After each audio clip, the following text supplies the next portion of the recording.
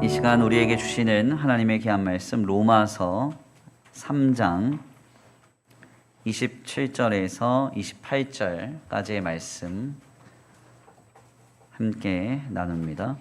로마서 3장 27절에서 28절입니다.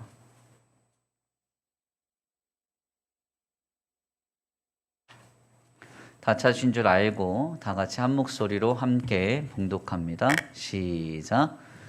그런즉 자랑할 때가 어디냐 있을 수가 없느니라. 무슨 법으로냐 행위로냐 아니라 오직 믿음의 법으로니라. 그러므로 사람이 의롭다 하심을 얻는 것은 율법의 행위에 있지 않고 믿음으로 되는 줄 우리가 인정하노라. 아멘. 할렐루야. 아멘. 할렐루야. 아멘. 오늘도 하나님이 예비하신 귀한 은혜가 있는 줄 믿습니다. 귀한 시간 하나님의 은혜로 새롭게 되시고 하나님의 귀한 말씀 가운데 힘을 얻고 변화받는 귀한 시간 되실 간절히 축원합니다. 우리 다 같이 믿음으로 선포하겠습니다. 다 잘 되고 있습니다. 하나님께서 하십니다. 시작. 아멘. 네, 다시 한번 믿음으로 선포합니다. 다 잘 되고 있습니다. 믿음으로 됩니다. 시작. 다 잘 되고 있습니다. 믿음으로 됩니다. 아멘. 오늘도 믿음으로 함께 모여 예배하는 우리 성도들 모두에게 주님의 풍성한 은혜와 사랑이 크게 역사하시길 간절히 축원합니다. 오늘은 귀한 시간 귀한 말씀을 통하여서 오직 믿음의 법으로라는 제목으로 하나님의 귀한 말씀 함께 나누고자 합니다. 목회를 감당하다 보면은 사실 성도들의 이러저러한 사건, 사고나 상황을 접할 때가 많이 있습니다. 그때마다 좀 당황하거나 좀 마음이 어려울 때가 많이 있는데요. 특별히 제가 12년 동안 단임 목회를 감당하는 여정을 통해서 성도에게 질문 하나를 받고 굉장히 당혹스러웠던 경험이 있는데 그때가 언제인가 하냐면 한 10년 전의 일로 이제 기억을 합니다. 지금은 우리 교회를 출석하지 않는 분의 사연이기 때문에 조금은 조심스럽지만 잠시 그 내용을 나누면요. 제 기억으로는 정확히 2013년 9월쯤으로 기억을 합니다. 학교에서 공부를 하던 중에 급작스럽게 어머니에게 이제 연락이 왔어요. 우리 교회를 다니는 분은 아닌데 자신의 딸이 자살을 해서 제게 도움을 청하러 왔다는 이야기였습니다. 당시 저는 저를 가르치셨던 최준왕 목사님께 양해를 구하고 부랴부랴 교회로 달려와서 어떤 사연인가를 듣게 되었고요. 딸이 실려간 아주대학교 응급집중치료실로 달려가게 되었습니다. 그때만 해도 코로나 전이었기 때문에 하루에 2번씩 들어가서 기도해 주는 일이 이렇게 이해가 되고 또 용인이 되던 시절이었죠. 들어가 보니까 이미 자매의 몸은 차갑게 식어져 있었고 뇌사가 빠르게 진행되고 있는 중이었습니다. 그 당시 제 나이가 28살이었으니까요. 이러면 제 나이가 나오죠. 이 장면은 이제 저한테도 있어서 굉장히 좀 충격적인 일이었어요. 늘 영화에서만 보던 그 일이 제 눈앞에 펼쳐졌고 제가 그 대상을 붙잡고 기도해야 하는 상황이 벌어진 겁니다. 티는 많이 내지 않았지만 속으로는 굉장히 좀 당황을 많이 했고요. 마음이 많이 좀 어려웠죠. 사실 저도 그렇게 본래 타고난 강심장이 아닙니다. 얼굴을 보시면 알겠지만 순진무구 써 있잖아요. 네. 아무튼 그럼에도 불구하고 참 희한한 점은 이미 뇌사가 빠르게 진행이 돼서 차갑게 식어져 버린 자매의 몸을 붙잡고 기도를 하기 시작하는데 마음이 막 뜨거워지기 시작하는 겁니다. 그리고는 본래 이 자매가 교회를 다녔던 자매라는 사실을 부모에게 듣고는 귀에 대고 기도해 주기 시작했어요. 예수님께서 곧 찾아오실 거니까 찾아오면 주님을 붙들고 잘 인도를 받으라고 그러면서 계속 기도하기 시작했습니다. 기도를 마친 뒤에 기계를 좀 살펴보니까 심장이 빠르게 뛰기 시작하는 거예요. 그래서 깨달았죠. 듣고 있구나. 깨닫게 됐습니다. 확신이 들었고 그때부터 우리 성도들과 함께 아침 저녁으로 이제 릴레이로 그 자매가 소천할 때까지 돌아가면서 응급 집중 치료실에 들어가 기도를 해주기 시작했는데요. 실상 이때까지만 해도 사실 당혹스러웠다기보다는 오히려 마음에 부푼 감동이 있었고 은혜로 하나하나 이 일을 잘 감당해냈습니다. 문제는 그 자매가 하나님께 부르심을 받고 난 직후였어요. 그 자매가 소천했다는 소식을 듣자마자 병원으로 달려갔는데 부모는 아직 자매를 병동에서 옮기지도 않고 천도 덮지 않은 채 저를 기다리고 있었습니다. 그리고는 제가 도착하자마자 자매가 소천한 것을 확인시켜주고 임종 기도를 마치자마자 제 팔을 강하게 붙잡으면서 물어보셨어요. 전도사님, 제 딸 천국 갔습니까? 이렇게 물었습니다. 저는 10년이 지난 지금도 그 당시의 상황과 이 질문이 제 뇌리에서 떠나지 않아요. 짧은 생을 마감할 수밖에 없도록 인생이 떠밀린 자녀를 먼저 떠나보내는 이 부모의 심정이 어떠하겠습니까? 아마도 이 부모는 하늘이 무너지는 것 같은 상황 속에서 지푸라기라도 잡는 심정으로 이름 모를 교회에 전도사를 찾아와서 도움을 청했고 그 전도사가 며칠째 성도들과 함께 수도 없이 기도하는 모습을 보면서 위로를 얻었을 것입니다. 그러나 눈앞에서 한순간에 사그러져 버린 딸의 인생 앞에서 부모는 또다시 마음이 뒤틀려지며 불안했던 것이죠. 그리고는 묻습니다. 전도사님, 제 딸 천국 갔습니까? 이렇게 물었던 거예요. 실상 이 질문은 당시 28살에 아무 목회 경력이 없었던 저에게 있어서 도저히 해결할 수 없는 난제였습니다. 솔직한 이야기로 저는 그 자매에 대한 어떤 정보도 없었습니다. 부모가 교회를 다녔다고 해서 그런가 보다 했지 하나님 앞에서 그 자매가 어떻게 삶을 영위했었는지 그의 믿음은 어떠한지 평가할 수 있는 그런 요소가 하나도 저에게는 없었어요. 또한 며칠 새 경험했던 부모의 신앙 역시도 건전치 않아 보이기까지 했습니다. 딸이 아버지의 주폭으로 인해서 그런 선택을 하게 됐는데요. 여전히 그 아버지는 술에 의존하고 있었어요. 더 나아가 뿐만 아니라 스스로 자살을 했기 때문에 성경적으로 볼 때 뭔가 정죄할 요소가 있는 것처럼 생각되기까지도 했습니다. 지금 돌이켜보면 그 당시에 그 상황에 있어서 그 질문은 참으로 대답을 할 수 없는 난제이기 때문에 제가 어떤 대답도 하지 않는 것이 마땅해 보였죠. 그런데 참 희한하게도 당시 저는 그 질문을 받자마자 느닷없이 제 마음속에 뜨거운 감동이 갑자기 차오르면서 일말의 고민도 없이 과감하게 이렇게 답했다는 겁니다. 네, 집사님, 저는 예수님을 믿습니다. 우리 하나님을 믿읍시다. 이렇게 담대하게 선포했어요. 제가 이 대답을 하자마자 부모의 얼굴에 드리웠던 그늘이 싹 사라지더라고요. 물론 이 대답이 신학적으로 혹은 신앙적으로 어떤 평가를 받을지는 저는 잘 모르겠습니다.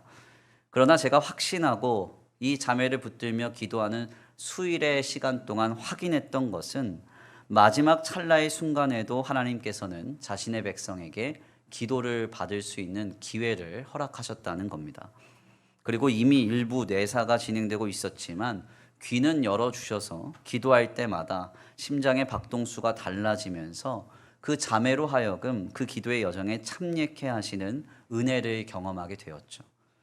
즉 하나님께서는 결코 자신의 백성을 끝까지 포기하시지 않는 하나님이심을 그 자리에서 보았고 느꼈고 확인했던 것입니다. 결국 이 자매는 우리 교회가 마련해 놓은 32기 공동 납골묘 안식관에 첫 번째로 매장된 성도가 되게 하셨죠. 실상 당시에 이 경험과 제 대답은 제 목회를 180도로 바꿔놨습니다. 하나님께서는 하나님의 백성들의 죽음 직전까지도 자신의 자녀를 위해서 일하신다. 아멘입니까? 이것이 확인이 되고 확신이 들었던 거예요.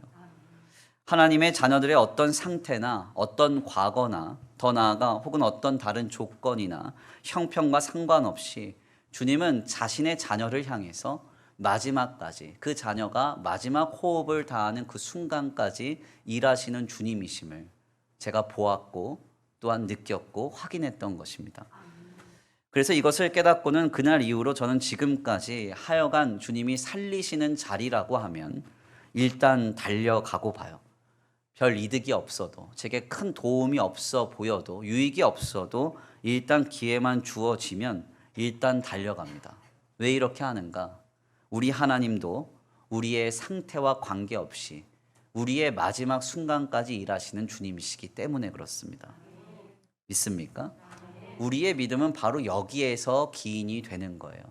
내가 어떤 상태가 훌륭해서 하나님이 나를 위해 일하시는 게 아닙니다.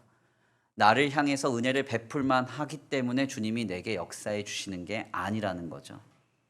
우리는 하나님께서 나를 택하셨고 자녀 삼으심으로 인해서 주님이 나의 생의 마지막 순간까지 일하시는 주님이심을 믿기에 우리가 믿음으로 서서 주님을 바라고 붙들며 살아가는 것입니다.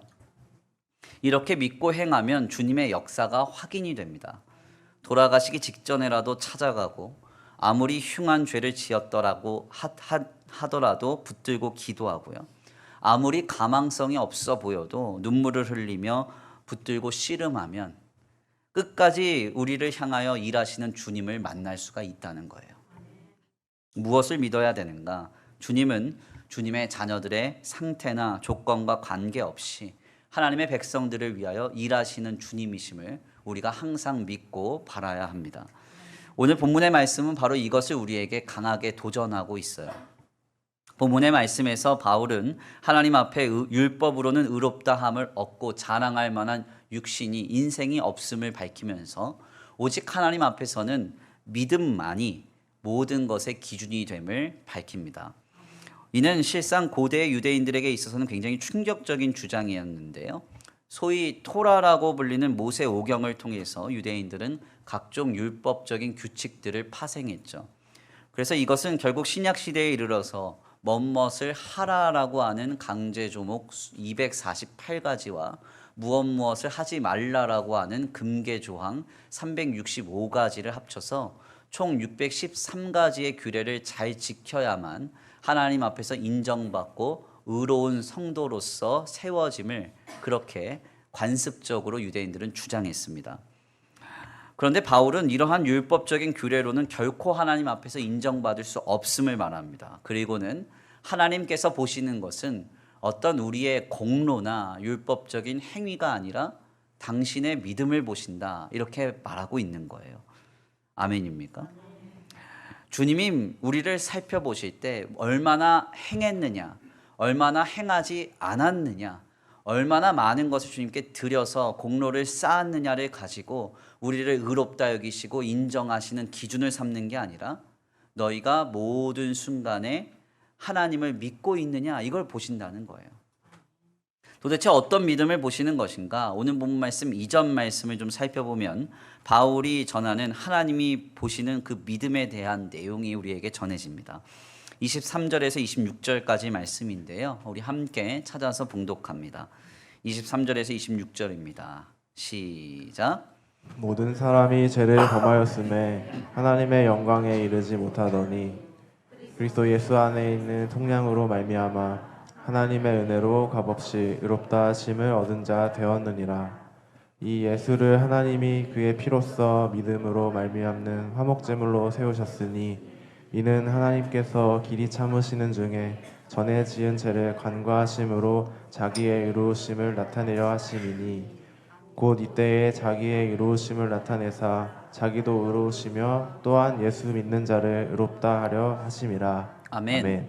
오늘 본문 말씀 이전 말씀이 23절에서 26절까지의 말씀을 좀 살펴보면요, 바울은 하나님께서 보시는 믿음이란 무엇인가를 우리에게 설명합니다. 이 내용을 한 줄로 정리하자면 우리 하나님이 보시는 그 믿음의 내용은 우리를 구원하시기 위해 자기 아들 예수를 보내심으로써 우리를 구원하신 하나님을 믿는 믿음이라고 말하고 있어요. 아멘입니까? 우리가 어떤 것을 행함으로써 어떤 하나님 앞에 공로를 쌓음으로써 나타내는 어떤 그런 기준이 하나님이 보시는 게 아니라 우리 하나님은 모든 순간에 나를 위해서 예수님을 보내셨고 나를 구원하시기 위해 자기 자신을 다 내어주신 그 주님을 믿는 믿음을 보고 계신다는 것이죠. 바울은 하나님께서 이제는 어떤 율법적인 기준이 아니라 서로의 의와 공로가 드러나는 그 모습 속에서 이 친히 하나님과 동일한 본질인 예수 그리스도를 보내셔서 우리를 위하여 희생하신 그 하나님을 믿는 믿음만이 오직 하나님 앞에 기준이 됨을 밝히고 있습니다. 즉 우리 하나님이 보시는 것은 이제 믿음의 법, 즉 하나님을 믿는 믿음으로만 성도들을 감찰하시고 기준 삼으신다는 거예요. 실상 바울이 전하는 이 믿음의 법이 우리의 신앙 안에서는 상당히 중요합니다. 왜 그런 거 아냐면 하나님 앞에서 이 믿음의 법이라는 이 기준은 우리의 어떤 상황과 조건과 상태 없이 우리를 행하여 일하시는 주님을 기대할 수 있게 만들기 때문에 그래요. 가만 한번 생각해 보십시오. 우리 주님이 우리가 어떤 행동을 하는가, 어떤 일을 얼마나 잘 감당하는가를 기준 삼는다고 한다면 우리는 늘 하나님 앞에 행하는 어떤 행동과 삶의 요소들 속에서 주님 앞에 잘할 때는 담대하게 하나님 앞에 나아가더라도 때때로 주님 앞에 합당하지 못한 삶을 살았을 때는 주님 앞에 나아가기가 매우 꺼려질 겁니다. 그러니까 나의 컨디션에 따라서 주님 앞에 서는 나의 모습이 달라지게 되는 거죠. 그러나 바울이 전하는 믿음의 법을 보세요. 하나님께서 이제는 율법의 행함이 아니라 자신과 동일한 본질이시고 하나님의 유일한 독생자이신 예수 그리스도를 내어주사 우리의 죄를 구원하시고 우리를 향한 주님의 그 사역을 멈추시지 않는다는 사실을 믿는 믿음만을 보시고 우리를 인정하며 의롭게 하신다 하면요, 우리는 우리의 상태와는 관계없이 우리를 향하여 일하실 주님을 향해서 담대하게 나아갈 수가 있는 겁니다. 아멘입니까? 주님 안에서 이 믿음의 법 안에는 담겨진 세 가지 특징이 있기 때문에 그래요. 그것이 무엇인가? 먼저 첫 번째, 하나님이 보시는 이 믿음의 법은 우리가 한 일에 대해서는 전혀 말하고 있지 않다는 거예요. 아멘입니까? 하나님이 우리에게 하신 일에만 말하고 있어요. 일만 말하고 있어요. 그러니까 우리는 우리의 상태를 고려하지 않고 우리는 우리를 구원하실 주님을 기대할 수가 있는 것이죠. 왜요?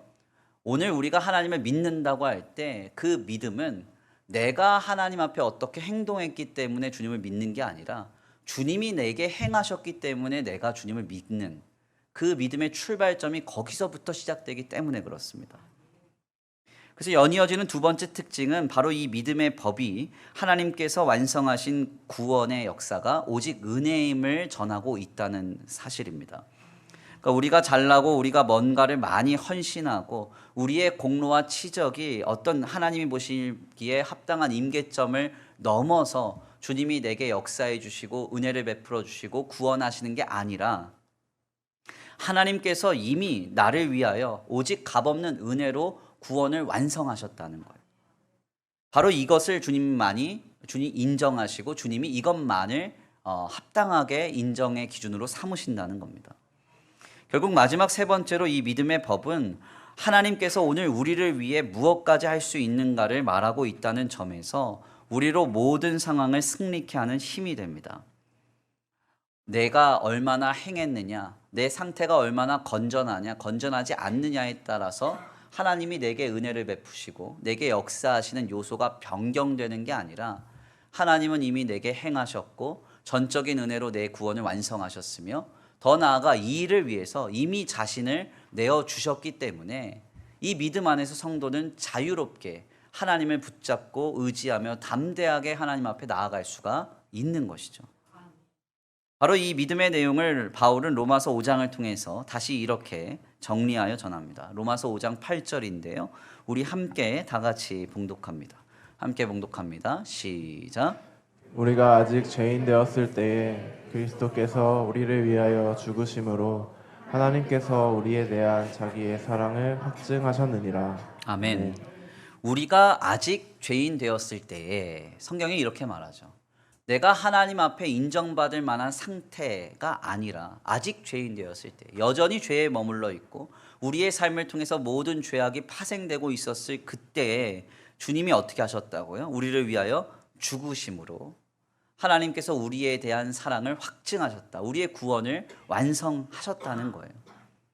지금 바울이 전하는 믿음은 오직 하나님께서 하신 일만을 전하며 결국 모든 것은 전적인 하나님의 은혜임을 밝히면서 주님은 이 일을 위하여 이미 자신을 희생하셨다는 사실을 전하고 있습니다.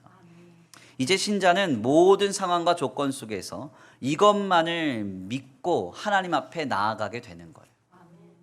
오늘 내가 하나님 앞에 서기까지 내가 정말 많이 헌신했습니다.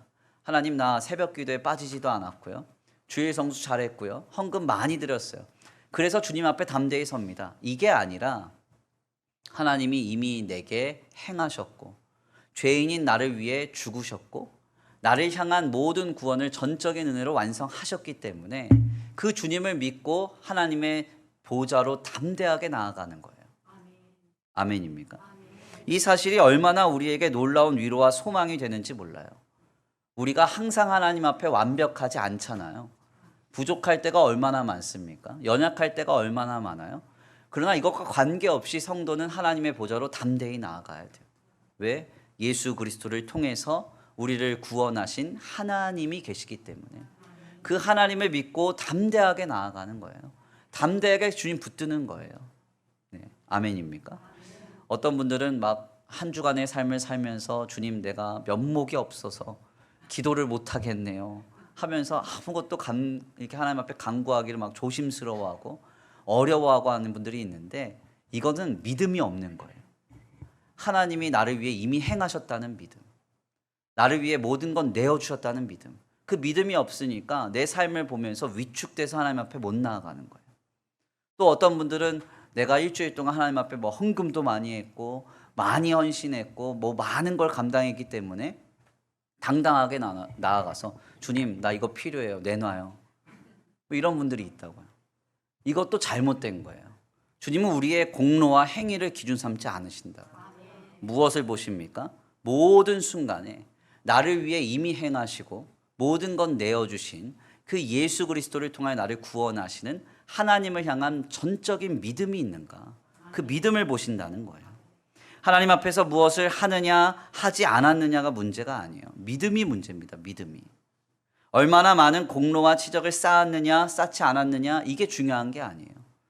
모든 순간에 어떠한 상황 속에서라도 나를 포기하시지 않고 내 숨이 맞춰지는 그 순간까지 나를 붙잡고 계시는 그 주님을 향한 믿음이 있는가, 나를 위해 이미 모든 건 내어주사 나의 마지막 한숨까지 책임지시는 그 주님을 향한 믿음이 있는가, 이 믿음이 하나님 앞에서의 기준이 된다는 겁니다. 그러므로 주님 앞에 오직 믿음으로 담대하게 나아가시기 간절히 축원합니다. 어떠한 상황이라도 어떠한 상태라도 다 괜찮아요. 주님 앞에 예수 보혈을 힘입어 주님의 성소로 담대히 나아가 주님을 온전히 붙들 수 있는 저와 우리 성도들 모두가 되시길 간절히 축원합니다. 우리는 실상 누군가와의 삶과 신앙을 견주어 보면서 나도 모르는 사이에 서로를 서열화하려는 본성이 있습니다. 내 신앙이 남보다 나은가 못한가를 시시각각 판단하려고 하고요. 하나님 앞에서 내가 누군가보다 더 인정받을 만한가 그렇지 못한가 하는 것을 예민하고 민감하게 생각해서 서로를 수직화할 때가 많습니다. 하물며 교회 공동체 안에서도 누군가를 바라보면서 내가 저 사람보다는 신앙이 더 높다, 내가 믿음이 좀 더 우월하다 이렇게 생각하며 판단하는 분들도 많이 계세요. 우리가 항상 기억해야 할 점은 하나님은 어떤 율법, 우리의 공로나 우리의 행위를 따라서 우리를 서열화하시는 분이 아니라는 거예요. 아멘입니까? 주님이 1등부터 꼴등까지 일렬로 쭉 세워놓고 헌금 얼마나 했냐, 봉사 얼마나 했냐, 하나님 앞에 얼마나 헌신했냐 이거를 다 수치화하신 다음에 1등부터 꼴등까지 줄 세워놓는 게 아니에요. 주님은 다만 나를 위해 전적으로 행하시고 은혜를 베푸사 모든 것을 내어주신 그 하나님을 믿는 믿음 안에서 모두를 동일하게 보시는 주님이세요. 우리가 이것을 잊지 말아야 돼요. 그러므로 신자는 하나님 앞에 어떤 행위나 공로가 아니라 순전한 믿음으로 담대하게 나아가는 것이 중요합니다. 마치 어린아이처럼요. 우리 어린아이들을 보세요. 얼마나 황당합니까? 바로 직전까지 엄마한테 잘못해놓고 1시간 지나면 까마득하게 잊어버리고 엄마 이거 해줘 저거 해줘 그러잖아요. 그러면 쾅 지어박으면서 이놈이 아까 방금 그렇게 실수해놓고 넌 정신이 있어 없어? 체면이 있어 없어? 그렇게 말하는 분을 엄마라고 하지 않죠. 계모라고 하죠. 그러지 않아요? 1시간 전에 실수하고 와도 어떻게 해요? 막 뭐 해달라 그러면 그래 해줄게 이렇게 하잖아요. 아이가 그렇게 할 수 있는 이유는 순전한 믿음이 있어서 그래요. 순전한 믿음. 어떤 믿음이에요? 엄마라면 내 부탁을 들어줄 거라고, 아빠라면 내 부탁을 모른 척하지 않을 거라고. 그래서 필요한 요구가 생길 때마다 어린아이들은 그냥 주구장창 부모에게 달려가는 거예요. 성도들도 이와 같은 믿음으로 하나님 앞에 서야 되는 거예요. 내가 잘해서 하나님 앞에 담대하게 내놓으십시오 하는 게 아니에요. 내가 못해서 주님 나는 하나님 앞에 구할 수도 없는 죄인입니다 하는 게 아니에요. 예수 그리스도를 통해서 나에 대한 하나님의 사랑을 확증하신 주님이 계시기 때문에 주의 보혈을 힘입어 성소로 담대히 나아가 주님을 꽉 붙드는 것입니다. 이 믿음으로 승리할 수 있는 저와 우리 성도들 모두가 되시기를 간절히 축원합니다. 제가 지난주부터 시작해서 이번 주에 이르기까지 참 일이 많았어요. 그래서 오죽하면 제가 몸무게가 3kg가 빠졌습니다. 밥 먹을 때만 되면 일이 생겨가지고 밥을 못 먹어서 살이 빠졌어요. 그래서 못 먹어서 빠진 살은 먹으면 금방 찝니다. 그래서 걱정할 일은 아니에요. 뭐 금식하니까 좋아요. 뭐 콜레스테롤도 좀 낮아진 것 같고 디톡스도 된 것 같고 그래서 아주 좋은데 컨디션은 아무튼 너무 좋은데요. 제가 이번 주에 이제 초등부 수련회를 좀 서브로 좀 도우면서 코로나 이슈가 있어가지고 우리 코로나 반응이 있는 아이들을 조기 퇴소시켜가면서 그리고 현장에서는 아이들이 집회에 잘 참석할 수 있도록 또 옆에서 많이 도우면서 정말 많은 걸 깨달았어요. 코로나 이슈가 사실은 이제 아이들 건강 문제이기 때문에 빨리 조기 퇴소해서 이제 또 아이들이 치료를 받아야 되잖아요. 그래서 그건 이제 중요한 일이니까 또 감당하고 동시에 우리 아이들이 한 명이든 두 명이든 인격적으로 우리 하나님 만나야 되잖아요. 그러니까 우리 전도사님들과 선생님들이 애를 쓰면서 집회는 지켜가면서 또 이렇게 아픈 아이들은 또 돌봐가면서 이런 일을 잘 감당했어요. 아무튼 처절하게 기도하면서 그렇게 애를 쓰면서 지냈는데 그 아이들 모습에 참 감동을 많이 받았습니다. 그러니까 어수선한 상황 속에서도 캠프에 끝까지 참여하려고 아이들이 많이 애썼어요. 그러니까 너무 이게 기특한지 몰라요. 그러니까 막 아이들이 막 퇴소해야 되는데 안 가겠대요. 나 열도 안 나니까. 끝까지 막 캠프 하겠대요. 막 얼마나 기특한지. 우리 작년부 같으면 열 나는 것 같다고 갑시다 다 갔을 것 같은데. 근데 우리 아이들은 안 가겠다는 거예요. 그래서 한 명 한 명씩 이렇게 다 퇴소를 시켰어요. 그래서 나중에는 5명 아이들이 퇴소하고 9명 아이들이 끝까지 남아서 예배했거든요. 그래서 끝까지 그 집회에 참여하면서 예배하고 참여하는 아이들 모습이 참 대견하고 그 과정에서 많은 걸 도전받았는데요. 그 중에서도 제가 둘째 날 아침에 있었던 일이 기억에 깊이 남습니다. 그날 아침에 우리 교회에 오필립이라는 아이가 있는데 그 아이가 발열과 기침 반응이 나타나서 코로나 자가 검진을 했더니 양성이 나왔어요. 그래서 이 아이를 자택으로 이제 이동을 시킵니다. 그래서 승합차 끝에 딱 태워놓고 창문을 열고 막 집으로 가기 시작하는데 이 아이가요 보통 머리가 좋은 게 아니에요. 그래서 갑자기 저한테 질문을 하기 시작하는데 1시간 내내 질문하고 제가 답변하고 1시간 내내 질문에 답변하면서 이렇게 왔어요. 그래서 그때 깨달았죠. 와, 우리 아이들은 다 천재구나. 창의력이 얼마나 좋은지 몰라요. 물론 조금 멀리까지 가기도 했어요. 그래서 마지막 질문은 목사님 외계인이 있는 걸 믿으세요? 이렇게 저한테 물어봐가지고 제가 답변을 아주 잘했습니다. 근데 아무튼 이 아이와 제가 대화를 나누다가 정말 탄복한 순간이 있었습니다. 아이가 제게 물었어요. 목사님 왜 천주교인들은 성모 마리아에게 기도를 하는 거예요? 이렇게 묻더라고요. 사실 그 천주교 로마 카톨릭 사상 중에 테오토코스라고 하는 사상이 있습니다. 이게 하나님의 어머니 사상인데 이 하나님의 어머니라고 하는 이 사상은 인본주의적인 사상에서 태동한 거예요. 그래서 이 테오도코스라고 하는 성모 마리아, 그러니까 하나님의 어머니 사상에서부터 또 한 번 표출돼 나온 게 성자 사상입니다. 성 어거스틴, 성 프란체스코 같은 성자 사상을 이제 그 로마 카톨릭이 주장을 하죠. 근데 이게 이제 어떻게 하면 이 아이한테 이걸 쉽게 설명할까 좀 고민을 하다가 제가 이렇게 설명해 줬어요. 필립아 잘 들어봐. 필립이랑 목사님이랑 굉장히 친한데 목사님이 필립이 엄마한테 뭐 부탁할 게 있는 거야. 근데 필립이 엄마랑 목사님 별로 안 친해. 그래서 목사님이 친한 필립이한테 부탁을 하는 거지. 엄마한테 이것 좀 해달라고 하면 안 될까? 그래서 필립이가 가서 엄마한테 부탁을 해. 엄마, 목사님이 이것 좀 해달래요. 그러면 어떻게 될까? 그랬더니 필립이가 이렇게 대답하더라고요. 아, 그럼 더 잘 들어주시겠죠? 이러는 거예요.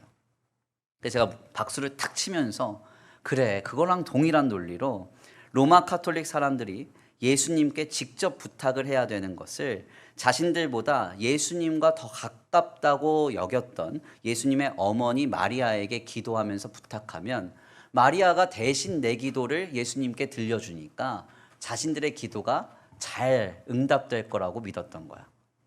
그래서 마리아한테 기도하는 거지. 이렇게 설명을 잘했어요, 제가. 그랬더니 필립이가 저한테 뭐라고 그러냐면요, 이렇게 얘기를 해요. 와, 그 사람들 바보들 아니에요? 하나님 앞에서는 다 똑같은 사람들 아닌가요? 이러는 거예요. 네. 기가 막힌 답변 아닙니까? 참 제가 그래 감격을 했어요, 이 대답에. 그래서 제가 너무 감격을 해가지고, 그래, 맞아. 천주교는 이것을 그런데 더 악용해가지고 성자들을 세우고 하나님과 친밀한 사람들이 있는데 그 하나님과 친밀한 성자들한테 기도하면 자신들의 기도가 성자들을 통해서 전해지니까 더 잘 응답된다고 그렇게 가르쳐. 그래서 성자들을 위해서도 기도하는 거야. 이렇게 이야기했습니다. 그랬더니 또 필립이가 이렇게 대답을 하더라고요. 그렇게 하면 사람들을 이용해 먹기 쉽겠네요. 그러더라고요. 네. 그러면서 마지막으로 저한테 그래요. 제가 태어나면서 천주교를 믿지 않고 교회 다닌 것을 하나님께 감사해야 되겠네요. 그래요. 네. 너무 감격했어요. 어떻습니까? 너무나 놀라운 통찰이죠. 어린아이도 안다는 거예요. 어린아이도. 성경 속에서 증언된 주님과 가까운 사람이든 아니든 어떤 율법적인 행동을 잘해서 특별한 공로가 있든 없든 하나님 앞에서는 다 똑같은 사람들이라는 거예요. 그리고 몇몇 특별한 인물들만이 하나님과 더 친밀한 것처럼 서열화하고 줄 세우는 그런 이론을 주창하는 것은 사람들을 이용해 먹는 일이라는 거예요. 이건 어린아이도 아는 거예요. 우리가 이런 논리에 절대 속아서는 안 됩니다. 아멘입니까? 오늘 우리의 교회와 우리의 모습은 어떤가요? 은연중에 뭔가 하나님 앞에 뭔가 주님과 더 친밀한 관계, 친밀한 사람이 있는 것처럼 여기고 서열화하면서 행세하고 있지 않습니까? 혹시 그런 사람이 나는 아닌가요? 무슨 일만 있으면 하나님과 특별한 친밀한 관계라고 판단되는 기도 많이 하는 권사님, 혹은 어떤 특별한 은사가 있는 전도사님, 더 나아가 어떤 특별하다고 여겨지는 목사님이 있어서 그 사람들 찾아가면서 일이 있을 때마다 점쟁이처럼 묻고, 그리고 기도 제목을 부탁하면서 이렇게 말하죠. 저분이 기도하면 응답이 잘 돼. 어디서 많이 들어본 이야기 아니에요? 예, 성자에게 기도 제목을 부탁하고 마리아에게 기도 제목 부탁하는 거랑 똑같은 거잖아요. 더 나아가서 내가 혹은 하나님 앞에서 특별하게 누군가보다 더 우월하고 앞서서 하나님과 더 친밀한 것이냐, 친밀한 인생을 살고 있는 양 행세하고 있지는 않은가. 이런 모습들은 다 하나님 앞에 건전하지 않은 거예요. 아멘입니까? 로마 카톨릭의 이 잘못된 신앙에서 프로테스탄트, 저항해서 하나님의 거룩한 진리는 그와 같은 것이 아니다. 하나님 앞에 누군가를 줄 세워서 서열화시킬 수 없다. 그래서 나온 종교개혁 사상이 뭐예요? 왕 같은 제사장, 만인 제사장론 아닙니까? 우리가 모두 하나님 앞에서는 동일한 제사장이요. 아멘. 하나님의 동일한 성도요, 백성이라는 거예요. 우리에게 잘못된 요소들이 자리를 잡고 있다면 그 모습을 빨리 끊어내야 됩니다. 어린아이도 알고 있다는 거예요. 다시 한번 필립이의 말을 통해서 깨달은 바를 정리해 볼까요? 성경 속에서 증언된 주님과 가까운 사람이든 아니든 어떤 특별한 공로가 있든 없든 하나님 앞에서는 다 똑같은 사람이라는 거예요. 특별한 몇몇 인물들만이 하나님과 더 친밀한 것처럼 서열화하고 이런 이론을 주창하는 것은 사람들을 이용해 먹는 일이라는 거예요. 아멘입니까? 어린아이도 아는 바를 우리는 잊고 간과해서는 안 됩니다. 우리가 어떻게 해야 될까요? 우리 교회가 어떻게 해야 됩니까? 믿음의 법으로 돌아가야 돼요. 성경은 우리가 믿어야 하는 믿음이란 오직 하나님께서 내게 하신 일에 대한 것이지 내가 하나님께 어떤 일을 했느냐에 관한 일이 아니라고 말합니다. 이 믿음은 그래서 하나님께서 우리를 향하여 베푸신 전적인 은혜에 대한 것이고, 이 전적인 은혜는 그 하나님께서 자기 자신을 내어주사 십자가에서 모든 것을 희생하심으로써 완성하셨다고 전하고 있어요. 우리는 하나님 앞에 이 믿음을 그치지 말아야 합니다. 이 믿음을 알고 주님 앞에 믿음의 법으로 항상 주님 앞에 담대히 나아가 설 때 우리는 세상을 이길 힘과 능력을 얻게 될 줄 믿습니다. 주님은 내 조건과 관계없이 어떤 상황 속에서도 나를 향한 주님의 사역을 그치지 않으실 거예요. 내가 어떠한 상태이든지 내 마지막 호흡이 다하는 그 순간까지 주님은 나를 향한 은혜를 멈추시지 않으실 것입니다. 더 나아가 하나님께서는 이미 죄인된 나를 위해서 자기 자신을 내어 주셨기 때문에 그 사랑 안에서 나를 끝까지 책임지시리라 믿습니다. 이 주님이 계신데 무엇이 두렵고 염려가 되겠어요? 시편 139편 7절에서 10절입니다. 우리 함께 다 같이 고백합니다. 시작. 내가 주의 영을 떠나 어디로 가며 주의 앞에서 어디로 피하리까? 내가 하늘에 올라갈지라도 거기 계시며 수월에 내 자리를 펼지라도 거기 계시니이다. 내가 새벽 날개를 치며 바다 끝에 가서 거주할지라도 거기서도 주의 손이 나를 인도하시며 주의 오른손이 나를 붙드시리이다. 아멘. 주님은 항상 나를 붙드시고 내가 지옥에 거한다 할지라도 스올에 거한다 할지라도 나를 붙잡고 건지시는 주님이신 줄 믿습니다. 우리에게는 믿음의 법으로 우리를 바라보시는 주님이 계세요. 언제라도 괜찮고요. 어떤 상태라도 괜찮습니다. 하물며 마지막 생의 순간에 주님 앞에 내세울 것이 아무것도 없어도 괜찮아요. 나를 끝까지 붙잡고 나를 향하여 모든 은혜를 그치지 않는 주님이 계신다는 믿음을 가지고 담대히 나아갈 때 믿음의 법 안에 우리에게 역사하신 주님을 만나게 될 줄 믿습니다. 그 역사의 주인공 되시길 간절히 축원합니다. 귀한 말씀의 결론을 맺겠습니다. 우리는 오늘 본문 말씀을 통해서 주님은 이제 자신의 백성들을 율법으로 기준 삼아 보지 아니하시고 오직 믿음의 법으로만 주님의 자녀들을 인정하며 의롭게 여기심을 깨닫게 됩니다. 하나님께서 우리를 위해 행하셨다는 것, 그래서 우리의 모든 구원은 전적인 은혜이며 우리를 위해 이미 주님은 자신을 내어주사 지금 우리를 책임지고 계신다는 것, 이것을 믿는 믿음만을 주님은 보고 계십니다. 우리는 종종 우리가 하나님 앞에 제대로 행하지 못함으로 낯을 들지 못하고 주님 앞에 담대히 나아가지 못할 때가 있습니다. 거꾸로 어떤 분들은 내가 하나님 앞에 잘하고 있다는 이유만으로 주님 앞에 굳은 목과 강팍한 마음으로 자고하게 행할 때도 있습니다. 중요한 점은 우리가 결코 잊지 말아야 할 한 가지, 주님은 나의 행위나 공로를 보시는 게 아니라 나의 믿음을 보신다는 거예요. 하나님 앞에 많이 행한 자가 하나님과 친밀한 자가 아닙니다. 하나님 앞에 뭔가 많이 행하지 못한 자는 주님으로부터 멀어진 사람도 아닙니다. 주님은 오직 믿음의 법으로만 자신의 자녀들을 감찰하고 계세요. 우리가 지금 모든 순간에 내가 하나님을 위해 행한 것이 아니라 하나님께서 나를 위해 이미 행하셨다는 사실을 믿고 있는가? 우리의 모든 구원은 그래서 전적인 은혜이며 이를 위해서 이미 하나님은 자신을 내어주셨다는 사실을 믿고 하나님 앞에 담대하게 나아가고 있는가? 다시 한번 그 믿음을 점검해 보시길 간절히 축원합니다. 오직 믿음의 법으로 굳게 서서 하나님을 기쁘시게 할 수 있는 저와 우리 성도들 모두가 되시길 간절히 축원합니다. 우리 이 시간 귀한 말씀 붙들고 함께 기도하겠습니다. 찬양의 가사를 생각하시면서 함께 고백하겠는데요. 주만 의지해 찬양합니다.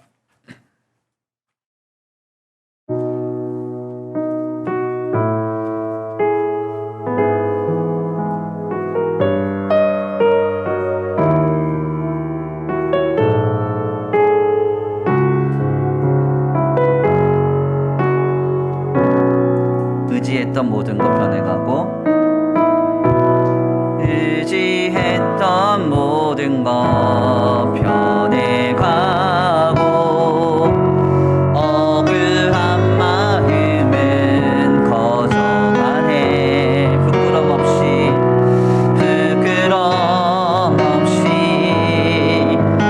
살고 싶은 마음 주님 아시네. 모든 일을 선으로 이겨내고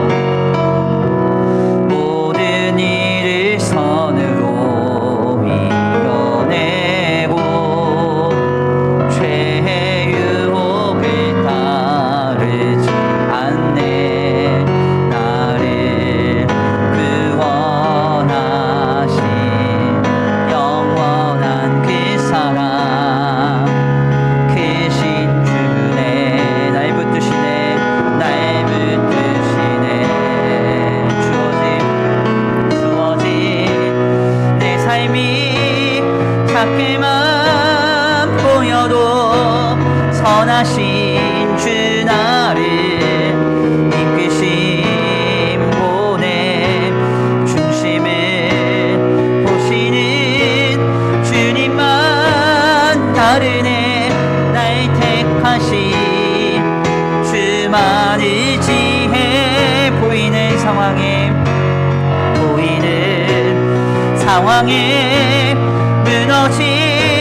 무너질지라도 예수 능력이 나를 붙드네.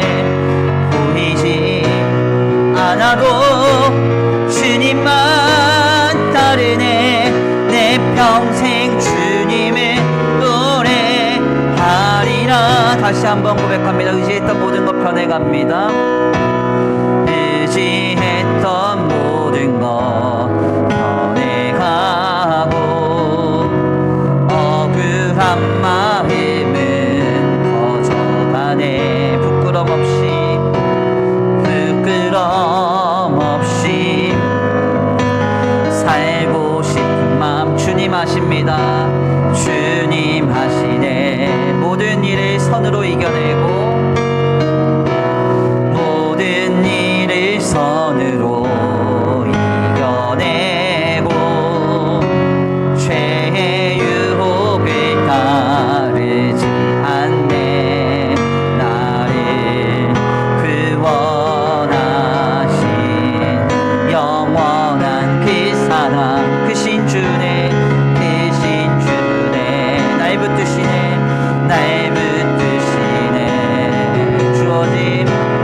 주어진 내 삶이 작게만 보여도 선하신 주 나를 이끄신 분의 중심을 보시는 주님만 다르네. 날 택하신 주만 의지해. 보이는 상황에 무너질지라도 예수 능력이 나를 붙드네. 보이지 않아도 주님만 따르네.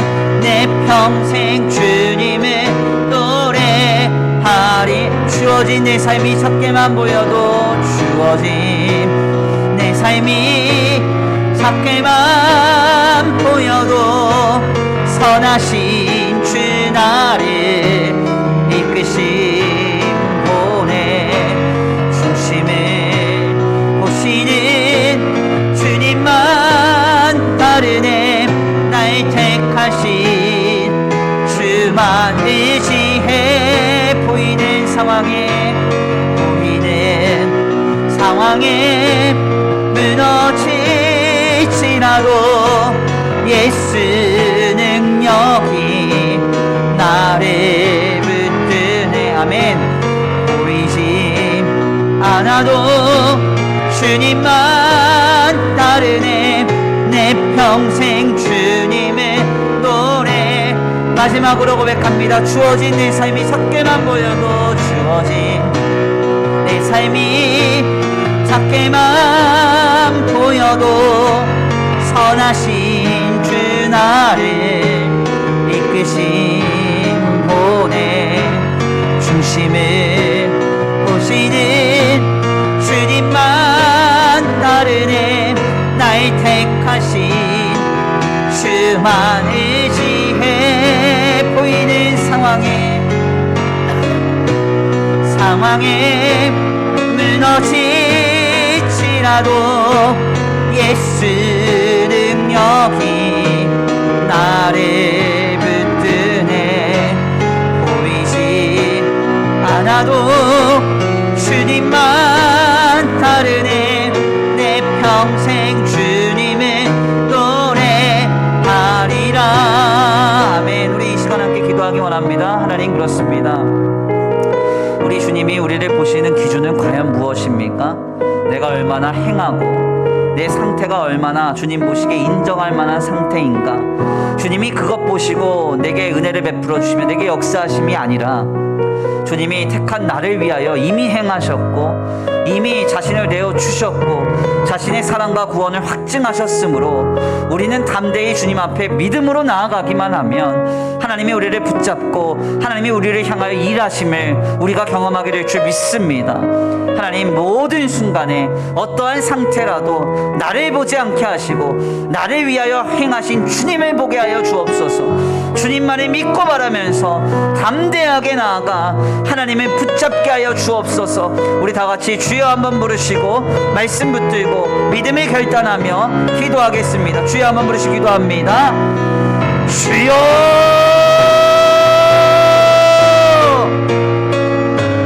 사랑과 은혜가 많으신 하나님 감사합니다.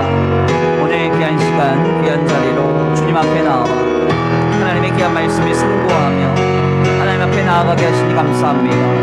주님, 그렇습니다. 하나님, 그렇습니다. 하나님이 우리를 보실 때 그 기준은 어디에 있습니까? 무엇입니까?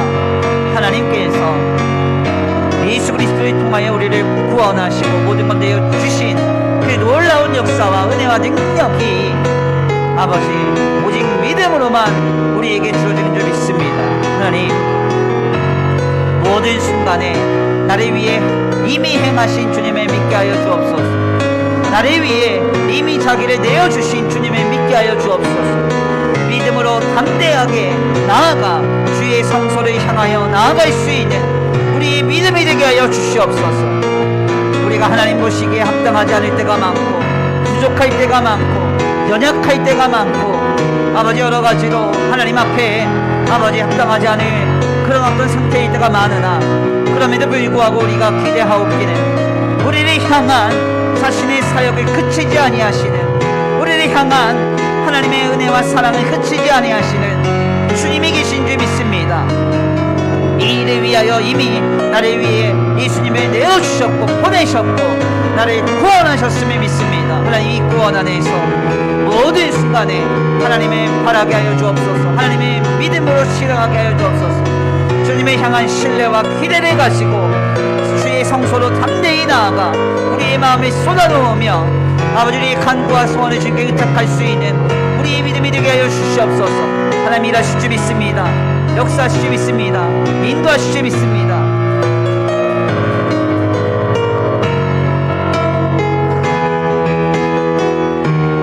아버지, 도우시고 역사하여 주시옵소서. 우리의 마음과 우리의 생각을 주장하시고 모든 순간에 나를 보지 않게 하시고 나를 구원하신 하나님을 바라보게 하여 주옵소서. 나를 택하신 주님을 바라보게 하여 주옵소서.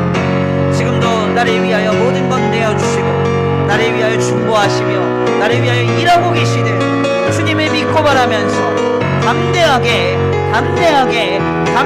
주님을 붙들게 하여 주옵소서. 믿음의 법으로 나아가게 하소서. 믿음의 법으로 나아가게 하소서. 오직 믿음의 법으로 하나님 앞에 서게 하여 주시옵소서. 아버지, 도우실 줄 믿습니다. 역사하실 줄 믿습니다. 인도하실 줄 믿습니다. 함께 하실 줄 믿습니다. 주어진 내 삶이 작게만 보여도 선하신 주 나를 이끄신 오늘 중심을 보시는 주님만 다르네. 날 택하신 주만의 지혜 보이는 상황에 무너질지라도 예수 능력이 나를 붙드네. 보이지 않아도 주님만 다르네. 내 평생 주님의 노래하리라. 주어진 내 삶이 작게만 보여도 선하신 주 나를 이끄신 보내 중심을 보시는 주님만 다르네. 날 하신 주만의 지혜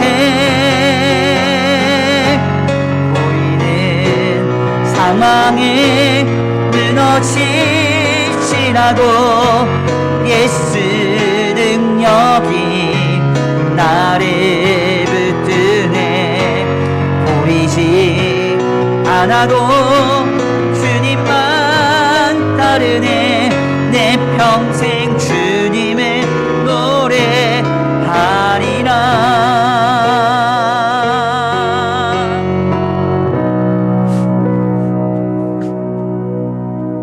사랑과 은혜가 많으신 하나님 감사합니다. 오늘 귀한 시간, 귀한 자리로 주님 인도하여 주셔서 하나님의 귀한 말씀을 상고하게 하시니 감사합니다.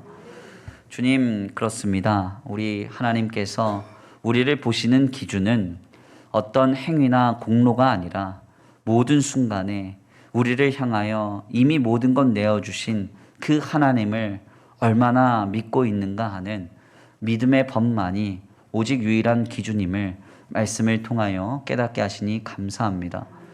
하나님, 지금 내 상태가 어떠하든지 내 조건과 내 형편이 어떠하든지 담대하게 주의 성소로 나아가기를 원합니다. 우리를 위하여 이미 예수 그리스도를 내어주시고 이미 행하셨고 자기를 희생하신 주 예수님의 보혈을 힘입어 담대히 주의 성소로 나아가 살아계신 하나님을 붙잡으며 붙들고 나아갈 때 우리를 향한 사랑을 그치지 아니하시는 주님을 만나게 될 줄 믿습니다. 내 마지막 호흡이 다 될 때까지 주님은 나를 포기하지 아니하시고 나를 위하여 일하실 줄 믿사오니 그 주님을 믿고 바라면서 항상 믿음으로 주님 앞에 담대히 설 수 있는 우리의 신앙이 되게 하여 주시옵소서. 이 시간 귀한 예배 가운데 돌아가는 발걸음 안전히 거하게 하여 주시옵시고 한 주간의 삶을 주님 앞에 의탁합니다. 주님, 우리의 영과 육과 혼에 그 어떤 악한 것도 틈타지 않게 하시며 주님과 동행하는 복된 한 주간이 되게 하여 주시옵시되 간절히 원하옵기는 시시각각 다가오는 우리의 삶의 형편과 여정 속에서 우리의 마음이 흔들리지 않게 하시고 순간순간 우리를 죽기까지 사랑하신 주님을 붙잡고 나아가 믿음으로 담대하게 서서 하나님께 나아갈 때 주님이 공급하신 힘과 능력과 위로와 소망을 아버지 누리며 살아가는 복된 한 주간 되게 하여 주시옵소서. 이 시간 주님 앞에 귀한 예물 올려드립니다. 이 예물이 쓰여지는 곳곳마다 영혼과 생명이 살아나게 하시고 하나님의 나라와 주님의 복음을 위하여 쓰임받는 거룩한 예물 되게 하여 주시옵시되 주님, 하늘문을 여시고 하늘의 신령한 복과 땅의 기름진 복으로 드려진 손길 위에 복의 복을 더하사 차고 흔들어 넘치도록 주님 공급하여 주시옵소서. 도우실 줄 믿고 감사함 올려드리오며 사랑과 은혜가 많으신 우리 구주 예수 그리스도의 이름으로 감사하며 기도 올려드립니다. 아멘. 이제는 우리 주 예수 그리스도의 은혜와 성부 하나님의 극진하신 사랑하심과 성령 하나님의 내주 교통하심이 오늘 귀한 말씀 가운데 깨닫고 우리의 믿음을 보시는 하나님 앞에 예수 그리스도의 보혈의 능력을 힘입어 담대하게 믿음으로 나아가 하나님 붙잡고 살아가기로 결단하는 모든 성도들 머리 위에 이제로부터 영원토록 함께 있을지어다.